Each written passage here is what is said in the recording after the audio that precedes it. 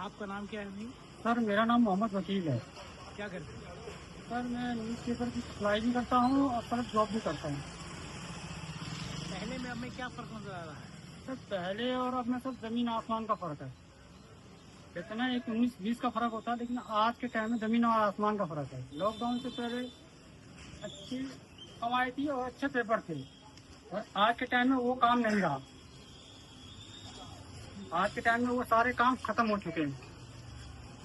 बस समझ लीजिए गुजारा चल रहा है इस काम से।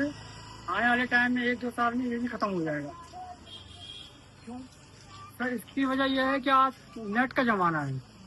कोई भी हादसा या कोई भी ऐसी चीज हो जाती है तो लोग नेट में देख लेते हैं। ये एक दिन बाद खबर देते हैं, लेकिन नेट में हैंड टू हैंड खबर मिल जाती है। तो इस चक्कर में अब लोगों का इंटरेस्ट इससे हट चुका है। तो आप फैमिली कैसे चल रही है? अभी क्या कर रहे हैं, गुजारा जो जॉब वॉब करते हैं उससे उससे हो रहा है। इससे अखबार से तो कुछ हो नहीं रहा है, क्योंकि अभी कंपनी ने स्कीम के पैसे भी बढ़ा दिए। पहले 500 कुछ रुपये में स्कीम आ जाती थी 1 साल की, अब 1200-1300 रुपये करती है। कस्टमर इस करके भी नहीं ले रहा है फिर। और खबर भी इसमें इतनी है नहीं। जो हैंड टू हैंड खबर इंटरनेट पे आ जाती है वो अगले दिन आती है इसमें। कस्टमर इंटरेस्ट ले रहा है। पुराने बुजुर्ग हैं वही पढ़ रहे हैं अखबार, नई जनरेशन तो कोई अखबार पढ़ना चाह नहीं रही। नहीं तो ये जो आप कह रहे हैं, पहले कोई स्कीमें भी चला करती थी। हाँ, स्कीम चलती थी पहले। साल भर की स्कीम 500-600 रुपए में आ जाती थी, तो कोई भी ले लेता था ये सोचे कि 500-600 रुपए की साल भर में रद्दी भेज देंगे। और वो स्कीम ही डबल कर दी है, 1400-1500 रुपए की स्कीम कर दी है, तो उस चक्कर में कोई ले नहीं रहा। क्यों, ऐसा क्यों आपको लगता है? तो कंपनी ने पैसे बढ़ा दिए, तो क्या करें। आपको क्या इसमें क्या किस तरह का बेनिफिट मिलता है? बेनिफिट यहाँ में तो एक अखबार पे 1 रुपया 1.5 रुपया इस तरह का बेनिफिट है। तो कितने अखबार एक दिन में आपको कर देते हैं? अभी तो अखबार लॉकडाउन से तो बहुत कम हो गया है। ये 200, 250, 250 अखबार है एक आदमी के पास। उसमें इतना गुजारा चल नहीं पाता घर का। यानी कि 200 के हिसाब से कि 200 रुपये आपको। जी। ये कितने घंटे में, क्या आपका शेड्यूल क्या रहता है? सुबह 5 बजे से लेके 8, साढ़े 8, 9 बजे तक का है। उसमें गाड़ी का पेट्रोल भी है, अपने जेब से लगाना पड़ता है। शेड्यूल कैसे करते हैं हम, क्या शेड्यूल के बारे में बताएं आप। सुबह 5 बजे जाते हैं सेंटर पे जहाँ अखबार उतरता है, वहाँ से अखबार लेते हैं। उसके बाद लाते हैं, डालते हैं। और जहाँ से हम अखबार लाते हैं वहाँ हमें रोज पैसा देना पड़ता है, कैश पैसा। और यहाँ महीने में हमें पूरा महीना पढ़ाते हैं। उसके बाद 1 तारीख के बाद मिलना स्टार्ट होता है, 15 तारीख 20 तारीख तक जाके पैसा मिलता है। उदिन साहब, ये आप बताएं कि ऐसा भी होता है कि अखबार लेने के बाद लोग पैसे नहीं देते? हाँ सर ऐसा होता है, बहुत बार हुआ है सर हमारे साथ। क्या हो? सर अब जैसे देखिए लॉकडाउन के बाद, जब लॉकडाउन से पहले हम लोगों का 1000 अखबार था।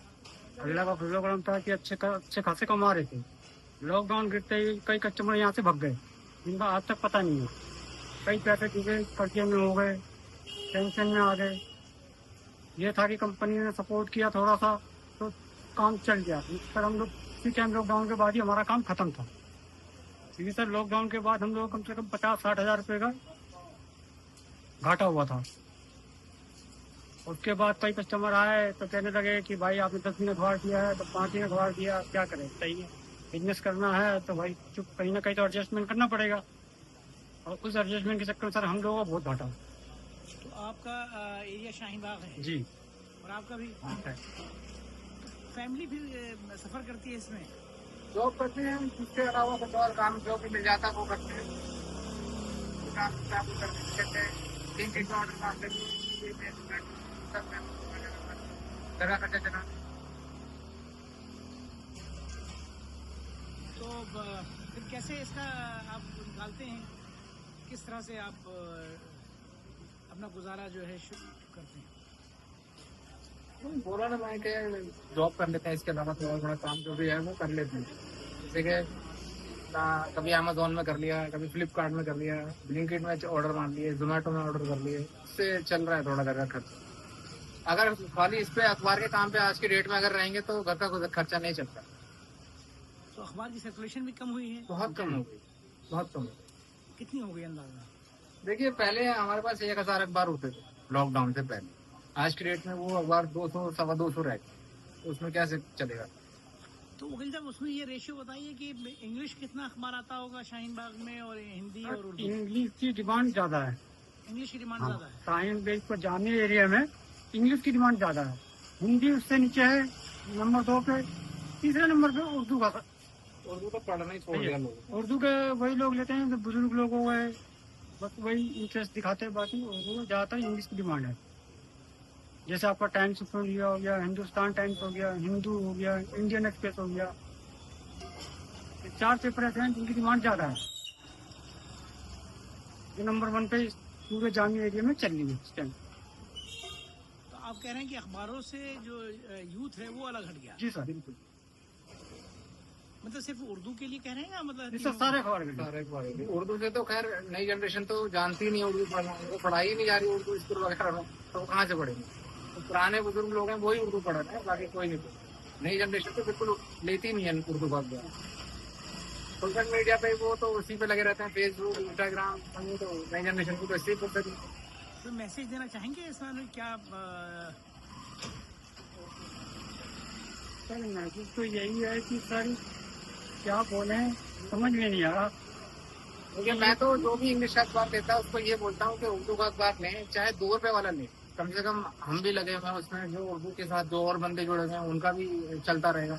तो उर्दू का अखबार तो जरूर लें। जामिया नगर में जितने भी शाहीन बाग बुलबुल में लोग हैं, 1-2 रुपए का अखबार लें, चाहे कोई पढ़े ना उसको, लेकिन उर्दू का अखबार जरूर लें। सर हम तो यही कहेंगे कि कस्टमर से कि आप लोग हमारा सपोर्ट करिए, कंपनी सपोर्ट करे तो सर हम थोड़ा आगे बढ़ सकते हैं, कुछ सोच सकते हैं फ्यूचर के लिए। नहीं तो सर ये सारा काम खत्म है आने वाली जनरेशन के टाइम में।